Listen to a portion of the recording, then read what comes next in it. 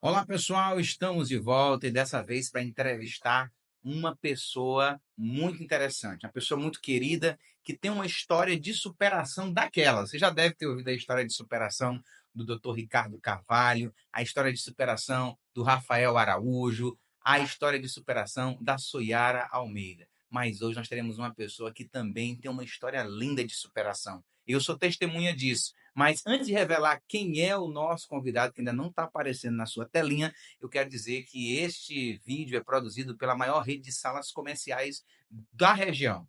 Eu quase dizia do Brasil, quem sabe um dia, né? Mas a maior rede de salas da região dos Cocais, na região do Maranhão, é a rede Torre Center. E nós estamos falando exatamente daqui, de uma das sedes da rede Torre Center. Né? O nosso estúdio está portado em uma dessas sedes e eu fico muito feliz com a qualidade, com o atendimento de toda a equipe. E eu quero dizer que ainda nós temos ainda duas salas, somente duas salas para você, e de tamanhos diferentes. Então, você quer trazer seu escritório, seu consultório, sediar sua empresa aqui, entre em contato conosco através do telefone 8699-461-7110. Recado dado, entre em contato e aporte a sua empresa no Maranhão. Nesse momento, nós vamos falar doutor Joran Dejalma. Doutor, um prazer ter o senhor aqui. Satisfação é minha, doutor. Revelado o nome desta pessoa, o doutor Joran Dejalma. Doutor Joran, é uma satisfação, como já disse, ter o senhor aqui nesse bate-papo. Eu fico muito feliz, eu conheço um pouco da sua história. Sim. E aqui a gente tem buscado pessoas de uma grande história, de uma história diferente, né? De uma história de superação, aquilo que se identifica com muita gente do Brasil inteiro. Inclusive, nós estamos sendo vistos tanto por brasileiros como por portugueses. Um abraço a todos que estão nos assistindo nesse momento. Doutor Joran, eu sempre começo, quem já nos acompanha, sabe que eu sempre faço essa pergunta. É engraçada, a pergunta é a mesma, mas a resposta é totalmente diferente, porque são pessoas, cada um é um indivíduo. Então eu pergunto, quem é o doutor Joran Dejalma? Para o doutor Joran. Quem é o doutor Jordan Dejalma para o doutor Jordan? Primeiramente, bom dia. Bom Bom dia dia. a todos. Não sei qual horário você vai ver essa entrevista, né? Bom dia, boa tarde ou boa noite. E sinto muito honrado, muito grato por estar fazendo parte desta entrevista, deste podcast tão maravilhoso, Mesa e Café, que tem aí uma grande relevância na cidade de Caxias, não só na cidade, mas em toda a região. Respondendo a sua pergunta, vou, vou dar pinceladas, pode ser? Fique à vontade, o tempo é seu. Quando o senhor pergunta quem é o doutor Jordan Dejalma, primeiramente eu me lembro da minha infância. Infância de uma pessoa muito humilde, sou filho de mãe solteira, fui criado no meio de 4 mulheres, minha mãe, né? E irmãs, e sempre fui essa questão de estar ali no meio da família, de muitas mulheres. E a minha mãe, por ser solteira, eu tive um pouco convívio com meu pai. Pouco convívio.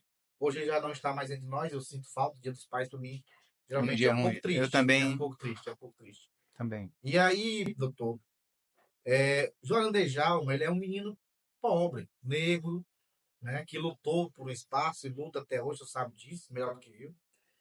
E quando o senhor me pergunta quem é, vem na minha mente, na minha infância, um sonho que minha mãe disse que teve comigo quando ela estava grávida de mim. Ela disse que teve um sonho e que ela viu uma caneta no céu, né? Isso é coisa de mãe. E ela disse que viu essa caneta no céu e ela disse que sabia que eu ia ser doutor, né? E eu falava, por ser da origem evangélica, o senhor sabe disso, é origem cristã, nascido praticamente na igreja, com 7 anos, fui para a igreja evangélica. E eu contei isso uma vez adolescente, na minha adolescência eu contei para os meus colegas da igreja. E aí foi motivo Riso. de riso, de chacota. Como a gente diz aqui no Maranhão, mangaram de mim, né? Mangaram muito de mim. E aí, doutor, rapaz. E os caras que andavam comigo, né? Da igreja e tal. Impossível. Impossível, doutor. Eu, temperamento forte, filho de mãe solteira, pobre, sem Negro. dinheiro, negro, mas sempre tive a vontade de estudar, sempre gostei de estudar, sempre gostei de ler, né? E isso é o diferencial. Quando eu li a Bíblia, certa vez eu li a Bíblia uma coisa que eu fazia em um ano, eu fiz em 6 meses. Né? Eu varava a noite lendo a Bíblia. Isso na minha adolescência, eu já li a Bíblia 12 vezes, por sinal. né? E aí, doutor, no meu discurso na OAB, que eu fui o orador da turma para receber a carteira da OAB, eu me lembrei dessa situação, né? É algo que me emociona, porque a minha mãe ela me criou sendo manicure. E ela não era manicure como as de hoje, que tem salão chique. Não, minha mãe ela tinha uma mochila com os esmalte dentro, o alicate de unha, uma serra e o palitinho e ia de porta em porta, né? E aí, esse é o Jorão de Jalma. Foi criado desta forma. Passei por momentos turbulentos da minha vida, momentos que eu me perdi de mim mesmo, né? Você tá no momento que você se perde e aí Acontece. acontece, mas graças a Deus eu nunca entrei no mundo das drogas, é uma coisa que eu sempre falo para as pessoas que eu gosto de orientar e as pessoas que estão ao meu redor, né? Apesar de eu me perder e ter me perdido muito, mas as drogas foi algo que eu nunca fiz parte porque foi o ensinamento de minha mãe, né? Ela me ensinou algo, isso ficou muito marcado na minha infância. Ela disse uma coisa uma vez para mim, que se alguém, alguma vez, algum amigo meu me chamasse para fazer algo que ela não pudesse saber, que era para me mandar ele chamar a mãe dele. E aí eu caí na besteira de fazer isso quando eu estava no bairro e eu quase apanho. Os caras me chamaram para usar maconha e eu disse, papo, chama tua mãe. E os caras quase que me batem. E aí, mas graças a Deus eu me livrei de usar maconha e graças a Deus eu me livrei das drogas. Mas nessa perdição, e aí eu retorno para a igreja, conheço a minha esposa que está comigo até hoje, Sônia Pantoja, Uma pessoa maravilhosa. né? E aí, o senhor, inclusive, sempre está no aniversário dela quando Então, faz. E aí, neste relacionamento surgiu nossa filha, Anistel. Eu já tinha sido casado, primeiramente. Desse casei muito novo com a Ivoneide, uma pessoa maravilhosa, uma pessoa muito boa. Hoje a gente somos amigos, nos damos super bem. Tenho 2 filhos, uma princesa chamada Raira Michele. Tenho um rapaz, um jovem, bonito, né, adolescente, o Harrison Thiago. Homem, né? Um menino homem é um pouco mais trabalhoso, mais dificultoso, mas tudo bem. É meu filho, está comigo e a gente está aí nesta luta. E aí eu conheci a Sônia Pantoja, né? Casei com a Sônia e a Sônia sempre teve vontade de estudar. E ela sempre foi estudar. Eu conheci ela, estava no curso de enfermagem. Eu trabalhava na Claro, eu voltei para a igreja, ela tinha acabado de aceitar Jesus. Eu voltei para a igreja, uma semana depois nós nos conhecemos e por aí foi, pá, casamos. Na Estenas. E eu tinha um emprego. Tem uma parábola que diz, um conto que diz que às vezes você tem que matar a vaca. Eu tinha um para emprego muito crescer. bom em Caxias. Eu tinha um emprego muito bom em Caxias. Já trabalhei como crediarista, para quem não sabe, de porta em porta.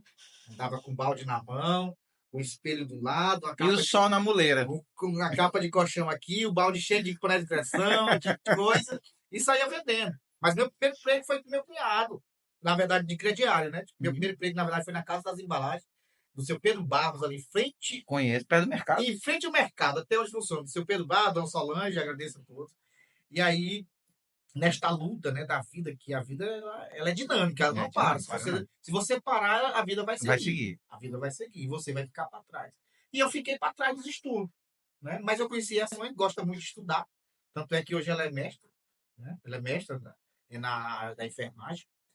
E aí, quando nós nos casamos, ela estudando e eu tinha um emprego muito bom em Caxias. Depois de ter passado por cada embalagem, outros empregos de crediário, vendendo remédio, já vendi remédio de porta em porta. Aí eu li a bula do remédio.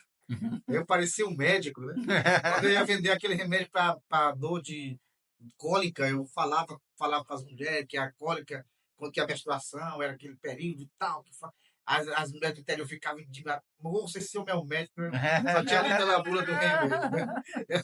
E aí, vendedor, você sabe como é que é. A gente tem que ter conversa. Usar as técnicas de venda. E conversava demais, né? Conversava demais. E as pessoas gostavam. Já vendi filtro. Filtro de barro? Não, purificador. O purificador. Filtro de botar na parede. Já vendi pé de geladeira. Chegava na casa da cliente, botava o pé de geladeira, tirava a geladeira da cliente, tirava os pés, botava em cima do pé de geladeira e quando a mulher olhava, ficava apaixonada, dizia, vou ter que ficar com o pé da geladeira. Tá vendo? A venda é importante, venda é principalmente para Tem advogado. que fazer. E aí, doutor, resumindo, aí eu tinha um emprego muito bom, que era no Crédito Amigo do Banco do Nordeste. emprego bom, salário bom, benefícios, plano de saúde, tinha de alimentação maravilhoso. E aí, por divergência de opiniões, né? Não foi por não tratar, não ser um bom funcionário, sempre fui um bom vendedor, graças a Deus. Essa questão de falar, a gente tem este dom, né? De Uhum. gostar de falar e gostar de gente. Eu gosto muito de pessoas, gosto de estar com pessoas.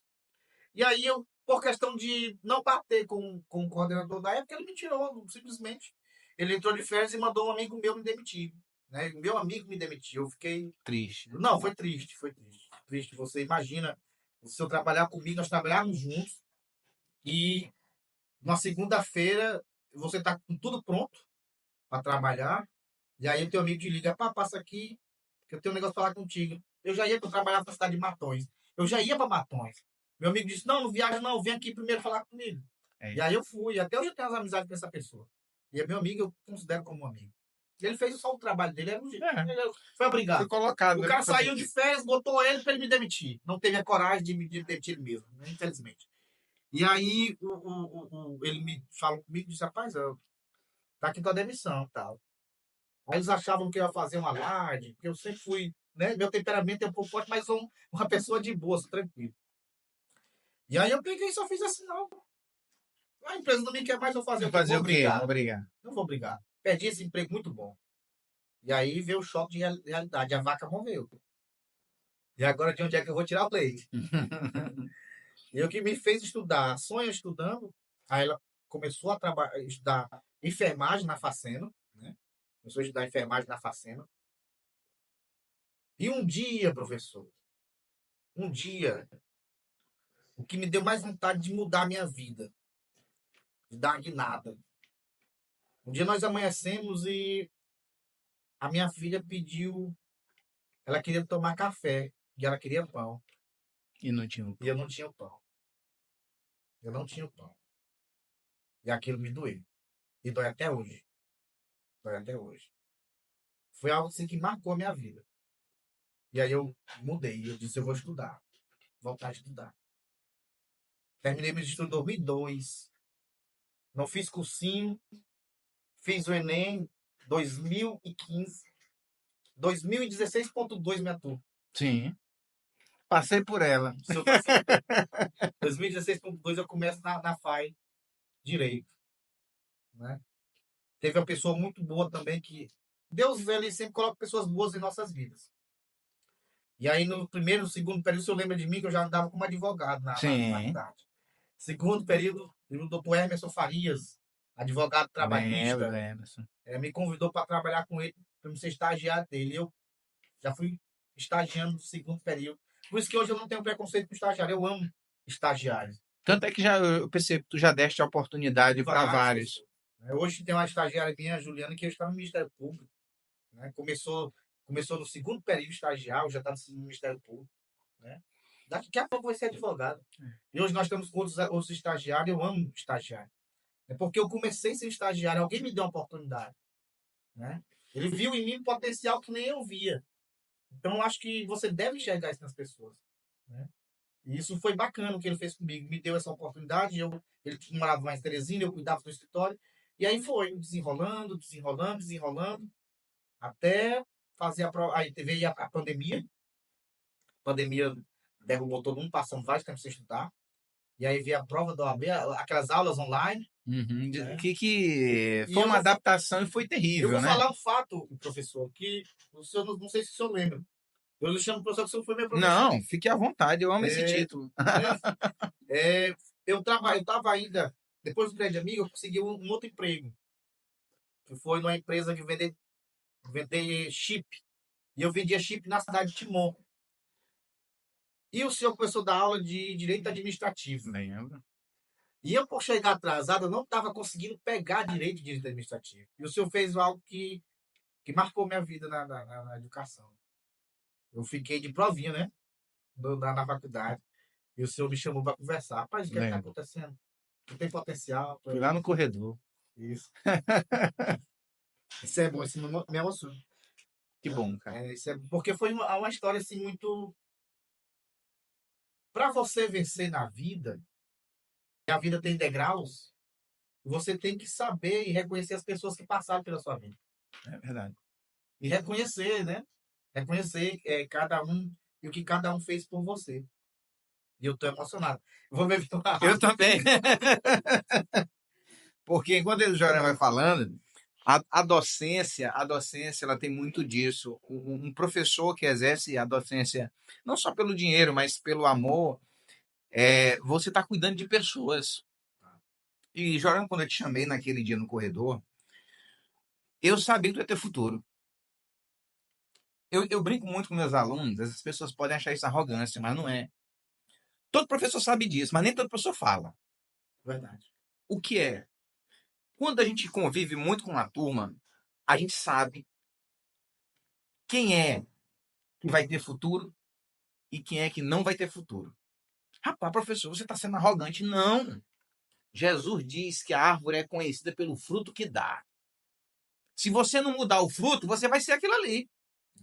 E eu já conhecia o Joran da época da igreja. Eu sabia que ele era um bom comunicador, né? E sabendo que ele era um bom comunicador e vendo quando ele ia para a aula, ele participava, eu me enquadrei muito na realidade dele. Por quê? Porque eu estudava, não, eu trabalhava de manhã na prefeitura, na minha época. Eu estudava, estagiava no Ministério Público à tarde e estudava à noite. Então, quando eu via um aluno que passava o que tu passava, eu me identificava. Tem muito professor que às vezes não se identifica, ele esquece o que ele passou. É, Eu não esqueço o que eu passei. não pode esquecer das raízes. Não significa que eu estava favorecendo. Não, só dei uma palavra de despertamento, porque eu sabia que ele teria um caminho bom. Hoje, quando eu vejo você no carro que você anda, os escritórios que você tem espalhados pela cidade, eu fico feliz quando eu vejo a prosperidade de qualquer pessoa. É E bom. principalmente quando alguém como você, que passou pela gente, e a gente vê, poxa, o cara cresceu.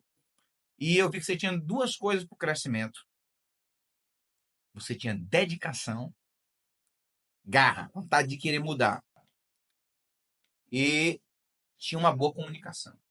Então, um cara desse não pode ser deixado para trás. Se eu desse uma palavra diferente, eu vou te reprovar, tu não vai. Porra, eu ia te prejudicar mais ainda do que tu já estava. Você tinha o poder ali naquele momento, me daria provar. Você tinha o poder. Entendeu? Então é isso.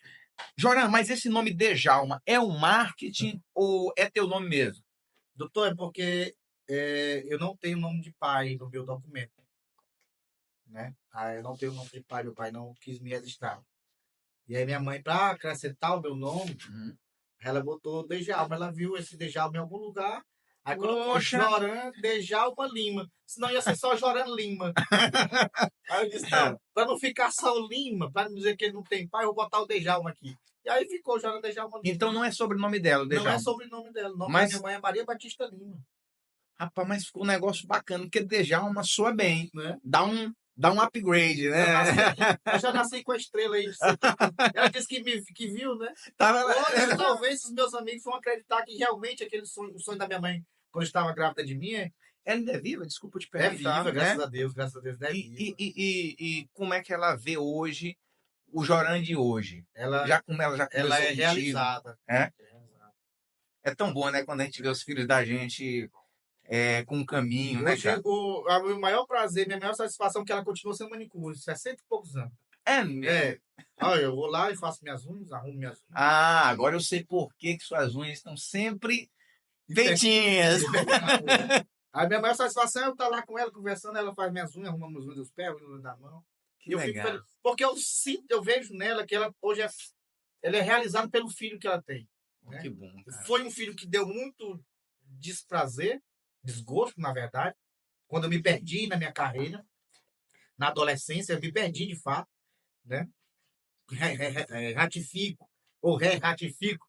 Não me perdi entrando no mundo das drogas, isso eu nunca fiz, graças a Deus, mas me perdi no sentido de beber muito, de não estudar, de ser aquele cara, né, que não queria nada com a vida e tal. E aí isso deixava ela muito triste. Mas hoje eu percebo que ela hoje ela está realizada. Não só ela, como toda a minha família.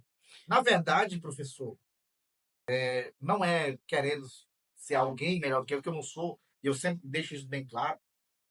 Mas vizinhos meus, né?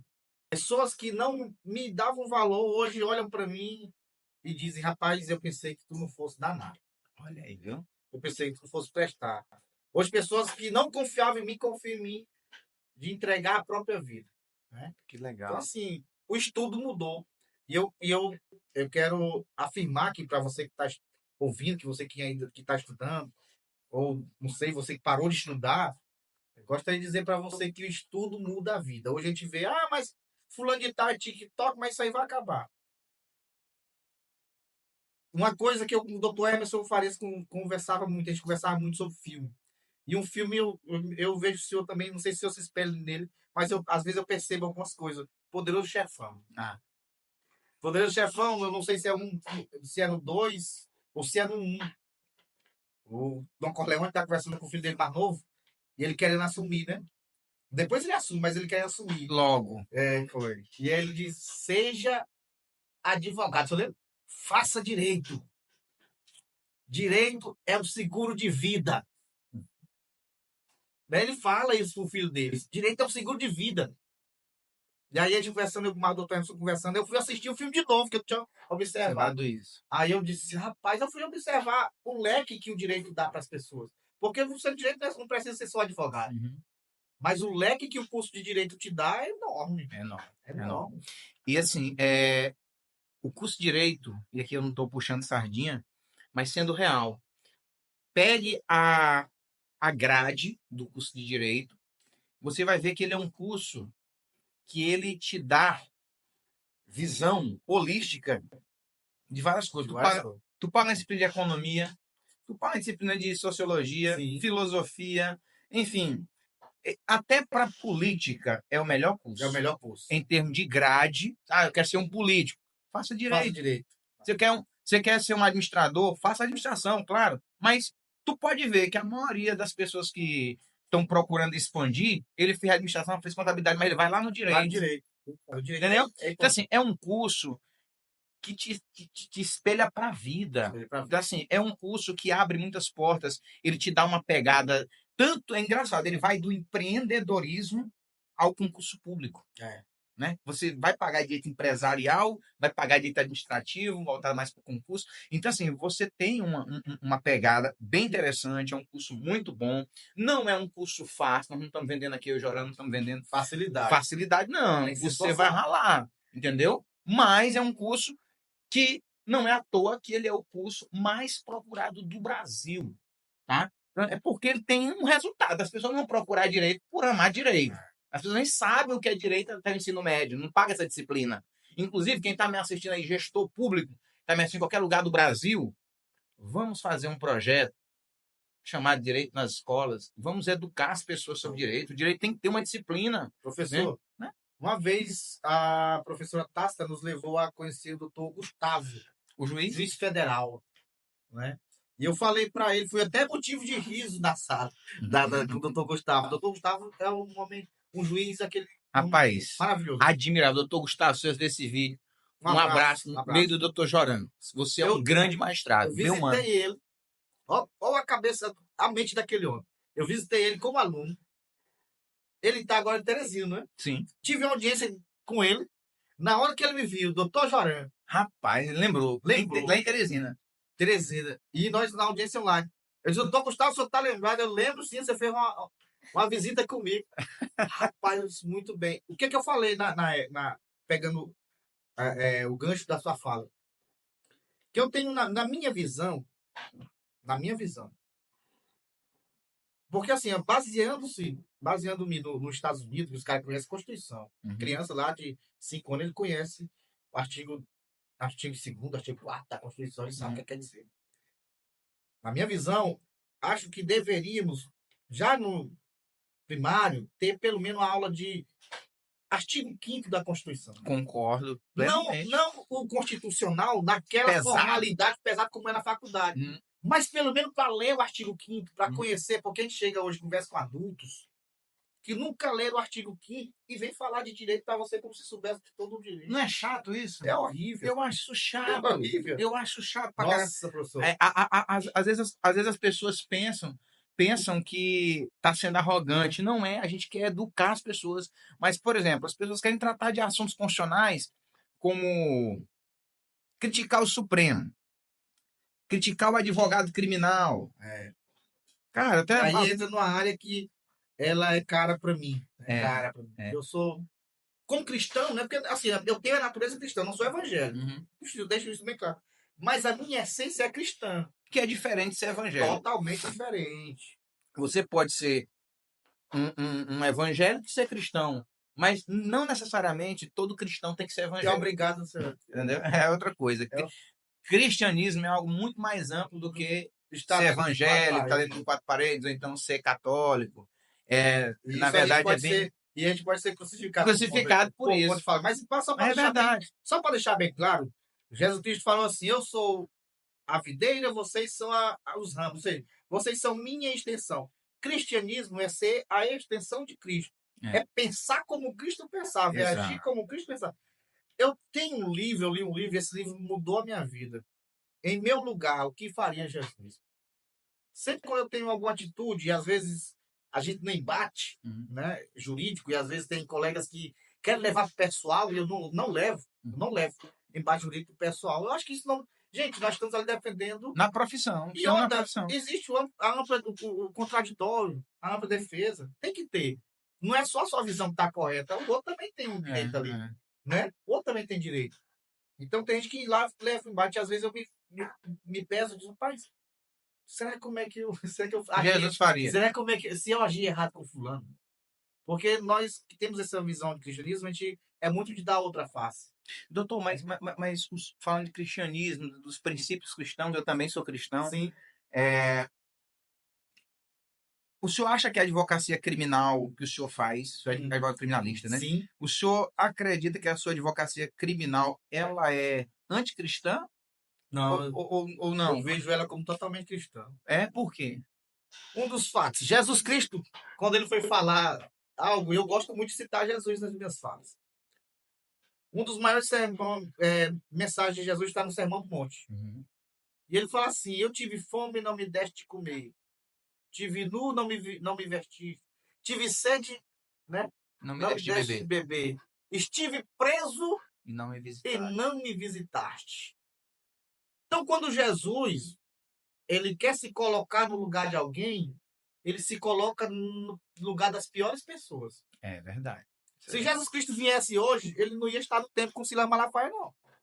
É verdade. Ele não ia estar nos grandes tempos, não. Concordo. Ele ia estar e ele ia procurar quem realmente está precisando dele. Ele diz isso, né?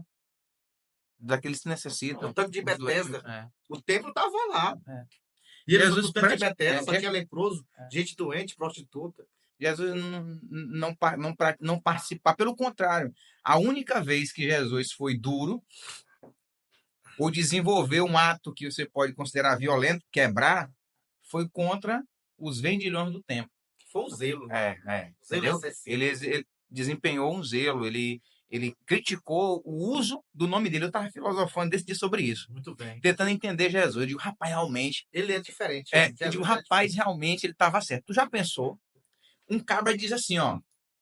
Rapaz, tu tem que me dar um dinheiro, Joran. Mas não é para mim, não. Tu tem que me dar no nome de Jesus. Eu estou pedindo para Jesus. Aí um dia Jesus chega e diz, rapaz, os cabras aqui estão usando meu nome. Já fizeram fortuna, já fizeram tudo. Não me deram nada, nem ajudaram o pobre necessitado a viúva. E estão usando meu nome. Eu ficaria extremamente chateado. Inclusive, aconteceu um episódio comigo aqui em Caxias. Um cara dependente químico, né? Na época eu estava liderando um grupo religioso, um dependente químico, foi num político aqui de Caxias.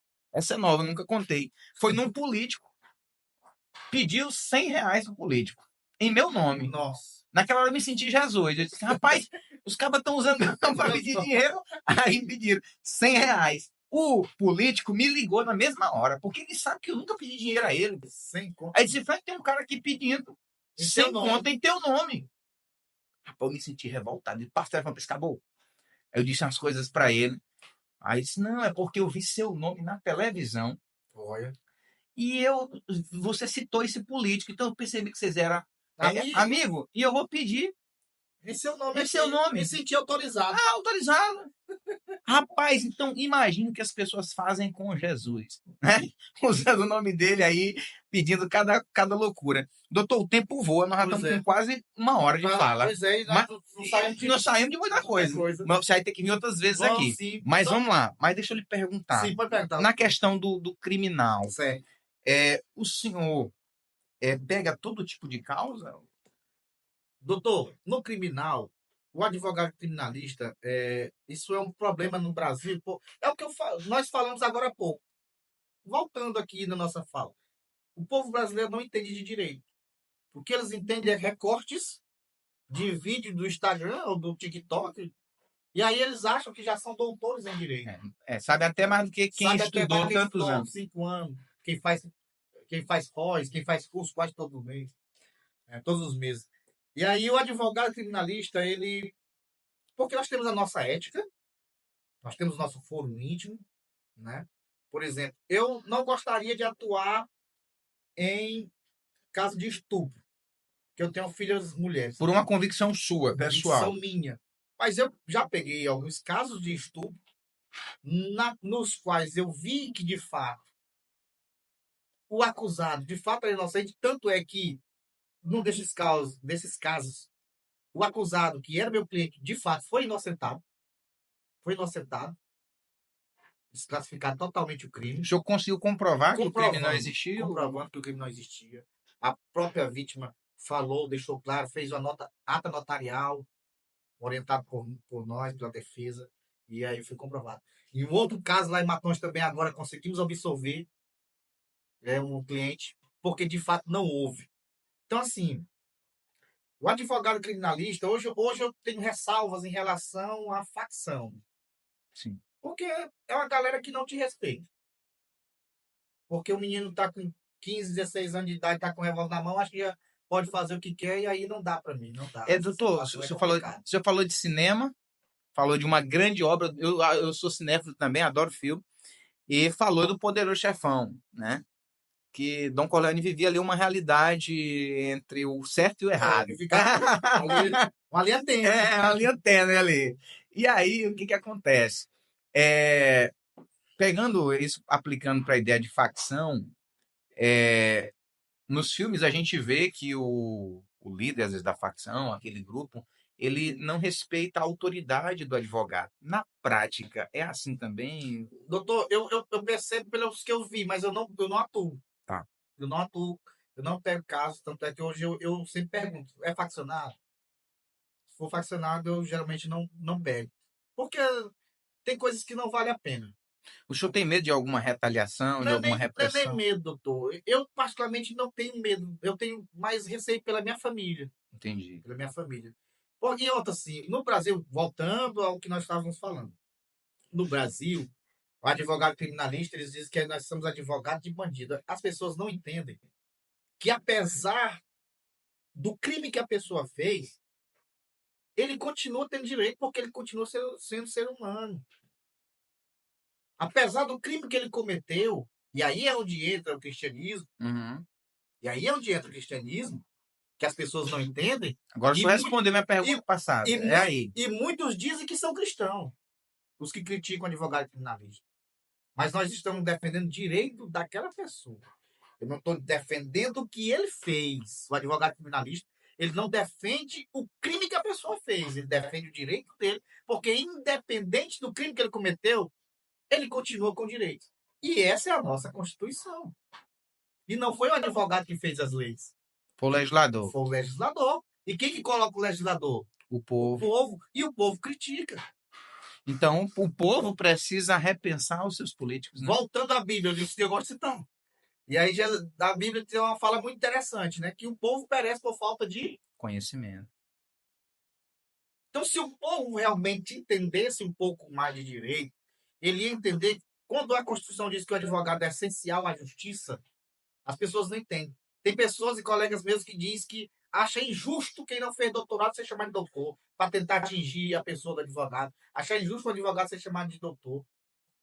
Não sabendo eles a função do advogado, o quanto que o advogado é essencial à justiça. Não conhece o início da advocacia no Brasil.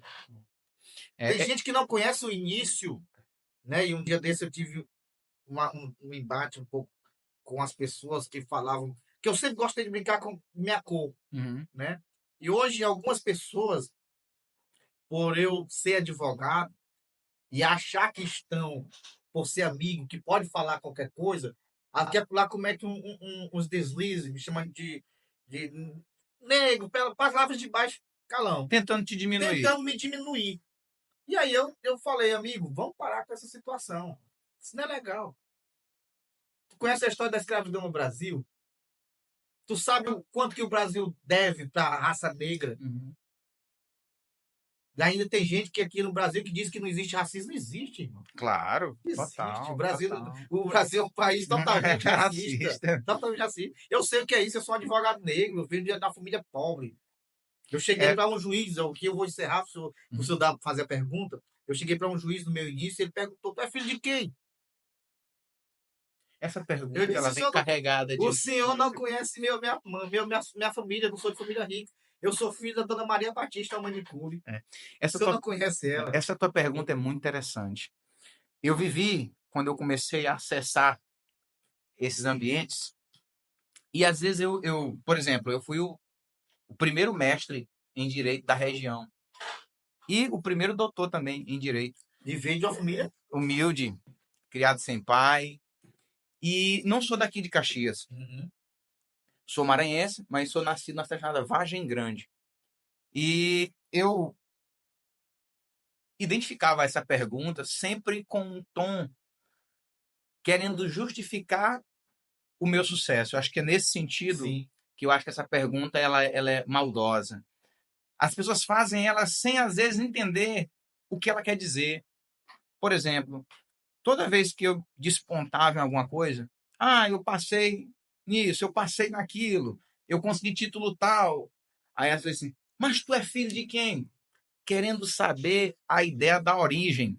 Ou seja, se esse cara acessou tal espaço de poder, ele tem que ser filho de alguém. Que a ideia A influência é da da família. fidalguia, que era um termo que significa filho de alguém, filho de algo. Né? Então, assim, eu preciso, para justificar a minha ascensão, Uhum. eu preciso ser filho de alguém conhecido.